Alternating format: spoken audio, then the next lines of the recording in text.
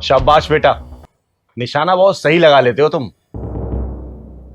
माँ, उसने आपके ऊपर केला का छिलका फेंका, आपको गुस्सा नहीं आया? तपस्या बेटा, ऐसे बच्चों के ऊपर मुझे गुस्सा नहीं आता, बल्कि तरस आता है कि इनके माँ बाप इनको क्या संस्कार दे रहे हैं।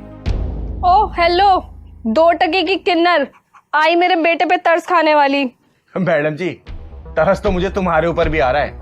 तुमने जो अपना ये चलचित्र पैदा किया है ना, जो आगे चल के इस चलचित्र का चरित्र बड़ा ही खूबसूरत होने वाला है। चलिए ये सब छोड़िए, क्या आप बता सकते हैं क्या कि सुंदर मल्होत्रा जी का घर कौन सा है? क्या कहा? सुंदर मल्होत्रा? हाँ यही घर है, बताओ क्या काम है? मुझे सुंदर मल्होत्रा जी के ही घर जाना है। हाँ यही घर है, आ जाओ।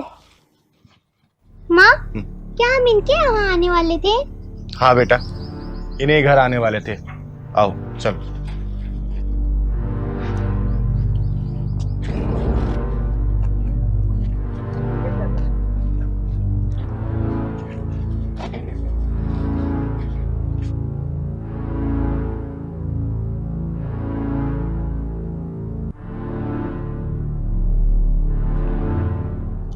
हाँ बताओ क्या काम है? आपके हस्बैंड घर पे है क्या? उन्होंने बुलाया था मुझे। हाँ कहीं बाहर गए हैं, किसी को साइट दिखाने। वो मुझे कुछ प्रॉपर्टी खरीदनी थी, इसलिए मुझे मिलना था उनसे। बैठ जा, आते ही होंगे।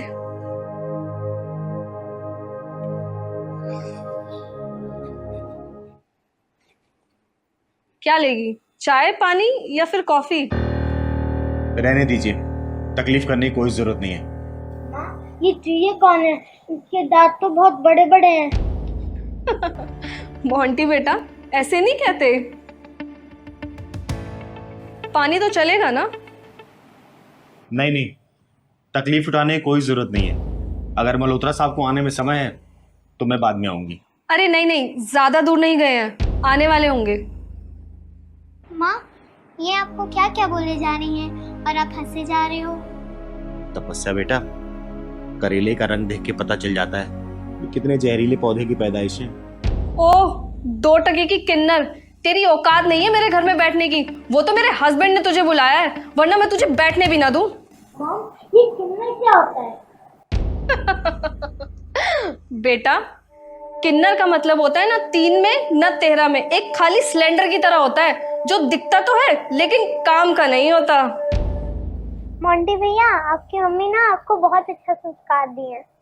मॉम, ये संस्कार क्या चीज होती है? बेटा, मैं बताती हूँ कि संस्कार क्या होता है और कहाँ पैदा होता है।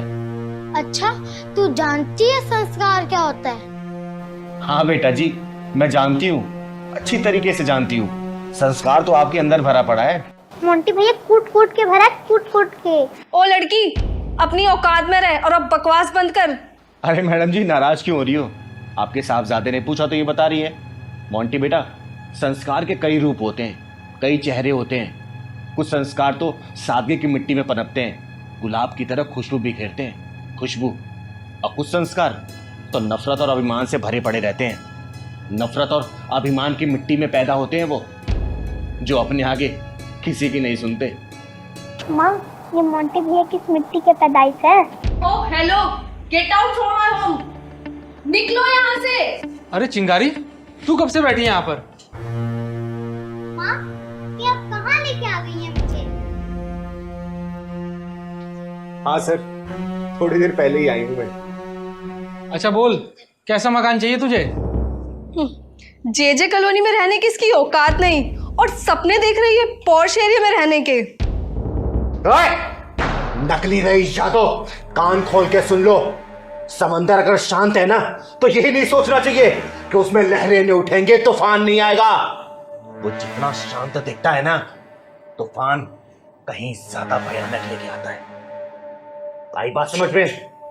तू कहना क्या चाहती है चिंगारी? यही कि नई नई रईसी पाके ये मत भूल कि समय किसी का एक जैसा नहीं होता। आज समय तेरा है, कल उसका है, परसों किसी और की चौखट पे सिर मारेगा। समय के पहिए के नीचे ने अच्छे से अच्छे दौलतमंद घुस के मर चुके हैं। ये तुम दोनों की एक औलाद है। क्या संस्कार दिया तुम दोनों इसको? जिसे ना बोलने की तमीज है और ना बात करने का लिहाज है। ये संस्कार दिया तुम दोनों ने इसको। डैड, कैसे कैसे लोगों को घर में बुला लेते हो आप? माँ छोड़ो, मंटी में तो वही सब सीखेंगे ना जो उनकी मम्मी पापा बताएंगे। मल्होत्रा साहब, मेरी औकात कितनी है मायने नहीं रखता। अरे मायने तो ये रखता है कि घर में आए हुए मेहमान के साथ कैसा सलूक किया जा रहा है। अरे बेटा, माँ, बाप तीनों के तीनों अहंकार की भट्टी में जला के पैदा किए गए हो क्या? बोलो। तपस्या बेटा, चलो यहां से। जिस घर में संस्कारों का अंतिम संस्कार हो चुका हो, उस घर में सांस लेना भी संस्कारों के खिलाफ है। खिलाफ। कौन थी ये? अरे थी कोई किन्नर, बहुत मिलते हैं इसके जैसे। तुम कॉफी बना के लेके आओ, पूरा मूड खराब कर दिया।